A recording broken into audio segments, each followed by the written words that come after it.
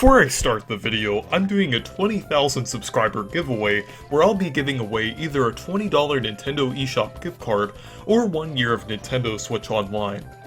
To enter, all you need to do is tell me your favorite Reese video along with your Twitter, Discord, or Instagram account in the comments. This offer will end December 1st. Hello guys, and welcome to another discussion video, and today I'm going to talk about Mario Golf Super Rush. So, Mario Golf Super Rush had its final, or seemingly final, update just a couple days ago, and I'm enjoying it. It has a lot of good things going for it, like the 2 stages that they added are really nice, but it really reveals a big problem with the game. I know a lot of people are saying that they're disappointed that this will be the final update, but I'm kind of disappointed in a different way, that it took them this long to complete the game. I mean, updates are fine if it's something like Mario Maker 2, where there's already enough content at launch, but if there's only like 6 stages at launch, and most of them are being added after launch, it really reveals that the game is kind of unfinished, or they're just holding back the content. I know technically you could say it's unfinished, but I feel like holding back content after launch is even worse than being unfinished. And, well, I guess in most cases. There's some cases where it's unfinished, like Cyberpunk 2077 or Pokemon Brilliant Diamond Shining Pearl, where it's worse than this, but I guess holding back content can be worse than unfinished games in some cases, and this is definitely an example of that. And the problem is, the courses that were at launch were pretty basic. They weren't bad. They were just, like, alright. They really feel like just regular golf courses that would be in, like, any Mario Golf game. They don't really have anything standing out to them. I guess the only course that kind of feels special is Bowser Highlands, because it has a kind of interesting Bowser theming to it. I really like how it looks. It has like a nice background to it, like with mountains in the background and everything, and ties into the story. And I definitely feel like that's really the only launch course that felt really interesting. But all the courses, or at least some of the courses after launch, are a lot better than the courses that were actually on launch. But let's look at the first one, for example, New Donk City. Even though it was a par 3 course, there were 2 options for amateur and pro layouts, meaning there was a total of 36 holes, and it took just as long to complete as like a normal course, since there were like 2 options there, and they were only par 3, so there were a lot of different ways of playing this course. So, just overall, the theming and everything was based off Super Mario Odyssey, obviously, because it's New Donk City. And just overall, it's way more fun than any of the courses at launch, and it's still my favorite course in the game. And I would even say it's my favorite course in the entire series. It's just really fun, and it actually is nice for like speed golf and everything, and it's pretty disappointing they didn't have this at launch. They could have tied it into the story mode and done something interesting like that. I just find it really weird that they just locked the one interesting creative course after launch. I don't know what the logic was behind that, because I'm going to get into this a little bit, but I feel like they were doing this to keep people playing the game, but it really didn't work out. And I feel like Nintendo's probably going to drop this model in the future, because it kind of proved to not really work.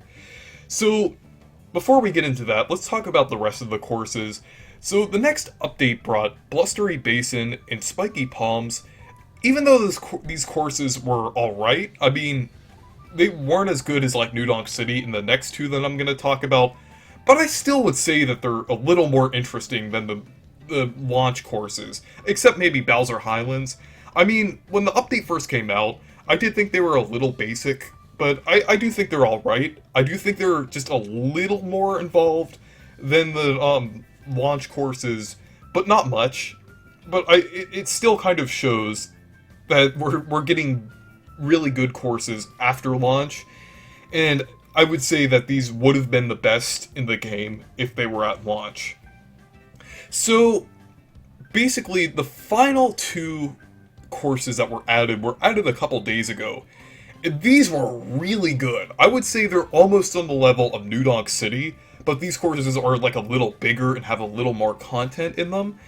And this one, the first one here, is Shelltop Sanctuary, and it looks very unique compared to the rest of the courses in the game, even the post-launch ones like Blustery Basin and Spiky Palms, and it's not based off of any other game like New Donk City. This is actually a really interesting course because it's kind of like the master training course, kind of like the masters in the game. I forgot what the masters were called.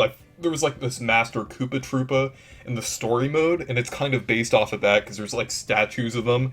But it's really cool, and I really like the theming behind it. It looks like an actual unique location, and it looks really nice, and it's really fun. It is another par 3 course, but it also has the amateur and pro layouts, which is a really good idea, and I really like that they did that. And I do find it weird that they didn't have any of those courses at launch. But overall, it's a really nice course, and it's just very disappointing we had to wait 5 months for it. And the final course is another great course called All-Star Summit, and it's basically like the Nintendo 64 course called Mario's Star. It's kind of like that, but a little different. It's based off of like the different Mario characters, and I really like it. It's just a really stylized and interesting course. It kind of reminds me of like a lot of older Mario games, as like it kind of has that theming to it, kind of like Rainbow Road or like Mario's Star, as I mentioned earlier.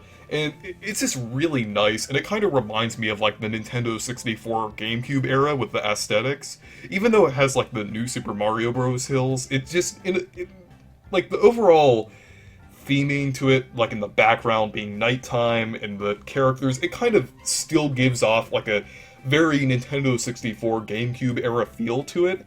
And it kind of feels like the ultimate course, and it does feel a little harder than the other ones, probably on the same level as Bowser Highlands, because most of the holes are like par 4 or par 5, and it's really nice, and I really like it, and I just really like how it's themed around the different Mario characters. I think that's like a pretty cool idea that was originally with Mario's Star, but now they're kind of expanding it with this one and doing more like core Mario characters rather than like enemies and random designs. I kind of like how they fleshed out this one. So it just kind of goes to show that they were holding back a lot of the better content in this game until after launch. Like, it really feels like a ripoff if you actually got this at launch. Like, I still enjoyed the game at launch, but it was pretty disappointing. Like, having all of these basic courses and waiting for the ones that really felt like they should have been at the end of the game in the base game. And what's even worse about, like, the update model and everything is a lot of the missing features, like quality of life and things that actually make a game good, were missing from the game. So Mario Tennis Aces, a very similar game to this, though I do like Super Rush a lot better, but it does suffer from the same problems. But Mario Tennis Aces lacked a stage select screen at launch. And while this game did have that, that's a pretty low bar to achieve. So this game, the big thing that it was missing was a lack of modes and CPU difficulty. It actually took them 2 updates to add CPU difficulty, since they added it in September, which was months after the game released.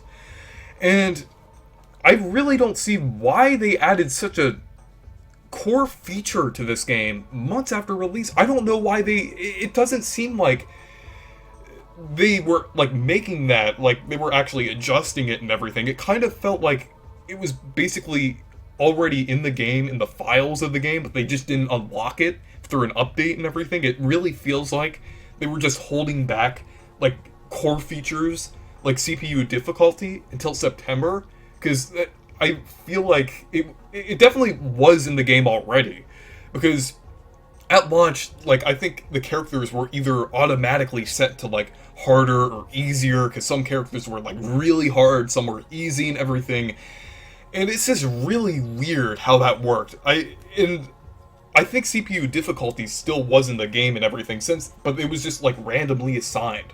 I don't know why this was overlooked by Camelot, or they were actually holding it back or anything. I have no idea why it took them so long to add this core feature and everything.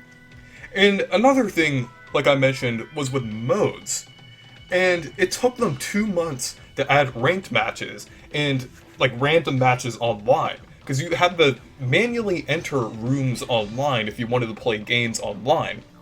But ranked match really seems like something they should have been at launch. Like, I feel like the core reason for Camelot and Nintendo to push these updates is to get people to keep playing the game. And it's just really weird that they added ranked match, which is a feature that keeps people playing the game because it has like incentives for people to play it. And it's just really weird that they waited to add that until August. Because it really doesn't seem like something they just throw together too much. It seems like something that was already in the files of the game and was just being unlocked in August. Like, it doesn't really make any sense to me, because I feel like their main motive for these updates is to keep people playing the game. And as we're seeing, like with these videos on YouTube, they're not really getting a lot of views, and not a lot of people are talking about them. Sure, there are a decent amount of people talking about the Mario Golf updates, but it really isn't getting people to play the game again. Sure, I'm playing the game a little bit, but usually when a game gets an update, like people play it for like a couple days, and then don't touch it again until the next update. With the exception of like Animal Crossing or Mario Maker, or games that keep giving people content because they're like ongoing games. So, like with this, it's just really weird. Like, you're not really gonna get people to play a golf game consistently, and these updates are just gonna work as they did with Mario Tennis Aces. Because I remember with Mario Tennis Aces, when a new character came out, I played until I unlocked the character, then I didn't touch the game until another character came out. I can't really say that too much for Mario Golf, because I am playing it a little more because I do enjoy golf games a little more than tennis games. But I feel like most people are just going to drop the game a couple days after the new update came out. I'm pretty sure a lot of people now just drop the game after playing the newest update. And I really feel like this is gonna backfire for Nintendo sometime soon, like with these free updates and everything. I know with some games it might work, like Animal Crossing, it might work, even though I do feel like that game did have a little more content, but it still was lacking at launch and did have some issues. But like, if they're rolling out updates more like Mario Maker, I feel like it will work out more. And I do feel like Splatoon, I'm a little worried about Splatoon 3 with the updates in that game. But I do feel like they did handle that game a little better with updates. They kind of handled it more like an ongoing game. Like they kept adding things for years and not just release the game, add a couple updates like months after the game came out, and then just completely drop support of the game, like Nintendo's doing for a lot of games. And I just feel like updates, yeah, like I said, updates are good if there's enough content in the game. But I don't know how Nintendo is going to keep doing this. If people are just going to keep dropping the game after an update comes out, like a couple days after it comes out. Because usually, when a game is lacking in content, and then they add content later, people are just not going to buy the game at all. Like, people aren't going to wait till the game is finished. They're just not going to buy it at all. Like, because I don't really see people saying that they're going to buy Mario Golf now because it's complete. And I didn't see that with Mario Tennis Aces either. I didn't see people say, oh, Mario Tennis Aces has all the characters. Now I'm going to buy it now. Nobody says that. Like, people just buy it at launch, are disappointed, and then just play it a couple times when the update comes out. That's always what happens. Mario Maker, like I said, is the exception. Animal Crossing is the exception. But these smaller games and spin-off games like this are the games that suffer from the free updates. So I really hope Nintendo drops this model sometime in the future, and I feel like not all games are doing this. Like, there's a lot of single-player games that don't need updates, obviously, like Paper Mario, Metroid, games like that. But with online games, I really hope it does improve. Like with things, I do think Splatoon 3 will be a little better about it, because there's going to be a lot of people from Splatoon 2 going into this game, and I don't think Nintendo can really get away with the same content locking that they did with Splatoon 2, and also the other games too, like Mario Golf, as I was talking about throughout this video. But I don't think they can really get away with that in Splatoon 3, because people are coming in from Splatoon 2. So I do think Nintendo will maybe dial it back, but for Camelot, I really hope for the next Mario Tennis or Mario Golf game that they do, or any other game that they make, I really hope they drop this model, because it's really not working out. So anyways, thank you guys for watching this video. Make sure to leave a like and subscribe for more, and make sure to check out my Discord server and Twitter if you want to. Goodbye.